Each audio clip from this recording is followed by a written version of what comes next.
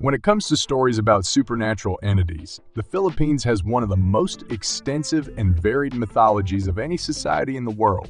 The Philippines, which consists of more than 7,000 islands and is a melting pot of people from many different ethnic groups, is a treasure trove of fascinating myths and legendary animals. Hello, everyone, and welcome to a brand new video on the channel. Today, we are going to talk about the mythos of Manananggal. Before we get started with the video, don't forget to smash the like button, share the video, and subscribe to the channel. Now let's get started. The Manananggal is a vampire-like female creature that has been a part of Filipino folklore for a very long time. She is considered one of the most terrible entities.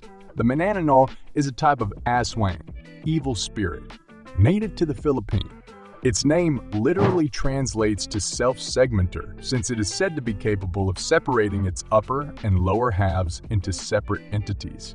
The Filipino term tangle, which means to separate, was the inspiration for the name of this species. The Manananggal is able to dissociate itself from its lower body, hence the origin of its name.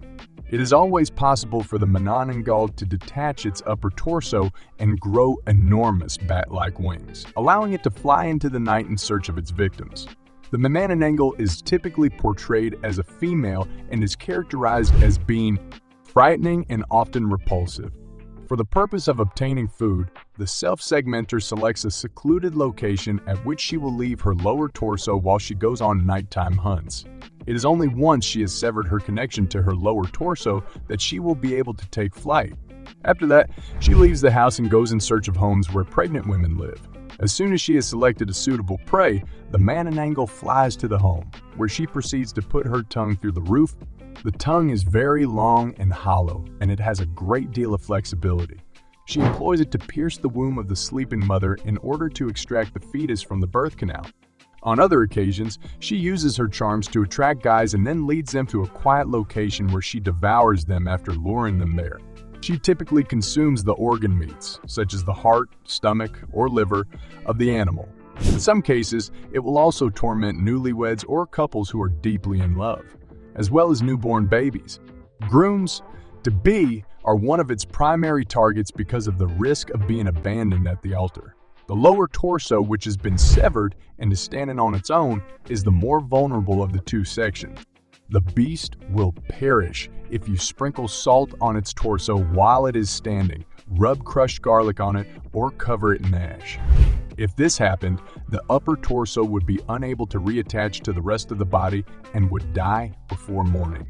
The Manananggal is said to be an older and more beautiful woman that is capable of separating its top body in order to soar into the night with enormous bat-like wings and hunt unwary pregnant ladies who are asleep in their homes. When Manananggal is in her monstrous form, she is extremely vulnerable to the sun's rays.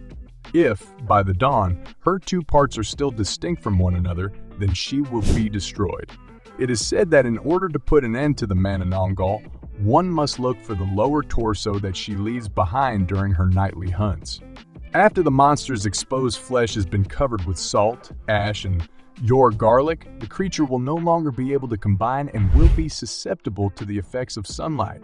It is stated that placing little containers of salt, ash, and raw rice in one's home, as well as filling the air with the stench of burning rubber, will prevent the Manananggal from reaching one's home. There are also other vampire-like creatures in the Philippines, such as the Tagalog Mandarugo, bloodsucker, which is a variant of the aswang that takes the shape of a beautiful girl during the day but transforms into a bat-like creature at night with wings and a long, hollow tongue. The sufferer is made to lie on their back while blood is drawn from their tongue. They extract fetuses from these pregnant ladies by sucking them with a tongue that is extended like a proboscis.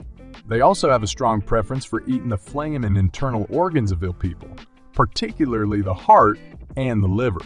Many people in the Visayan regions of the Philippines, particularly in the western provinces of Capiz, Iloilo, Bohol, and Antique, believe in the legend of the Manananggal. There are many different descriptions given for the characteristics of a Manananggal.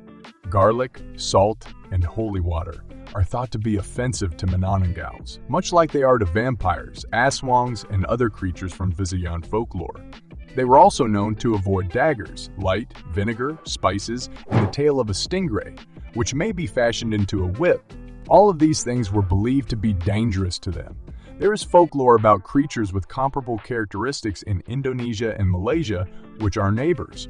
Many tales involving Manananggal, as well as tales involving other forms of legendary creatures such as ghosts, goblins, and ghouls that are collectively referred to as aswangs, have the province of Capiz as their subject or focal point. It is reported that sightings have taken place in this area, and despite the advances of modern technology, there are still some locals who believe in the reality of these creatures.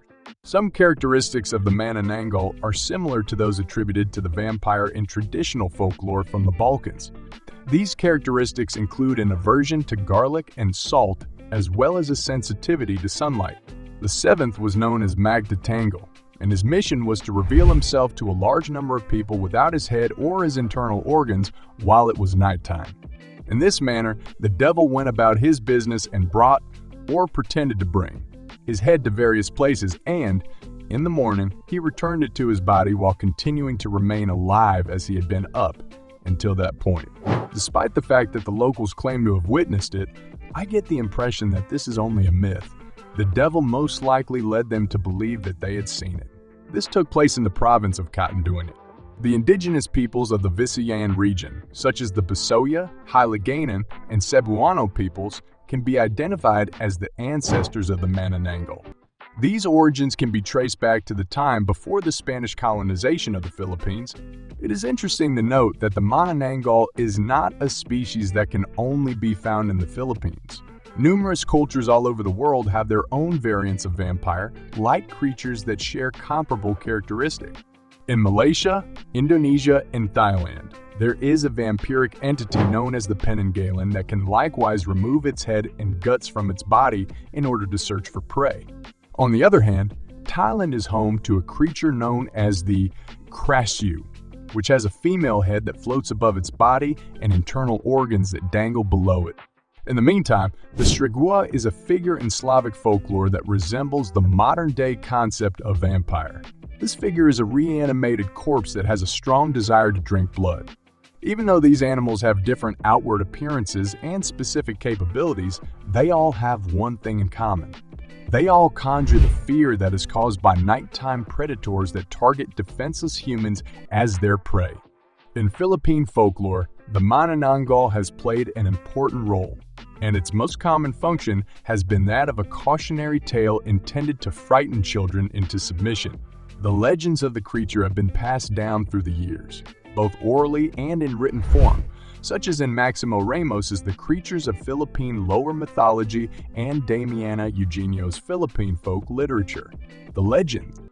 Both of these works are examples of works that have been written about the creature. The Manananggal has been the subject of and served as inspiration for a number of different forms of media in contemporary Philippine culture. These forms of media include films such as Manananggal in Manila, 1997, and television shows such as Once Upon a Time, 1997, 2005. That's a wrap on the video. I hope you liked it. If you did, let me know by giving it a thumbs up and do not forget to subscribe. Thanks for watching. See you next time.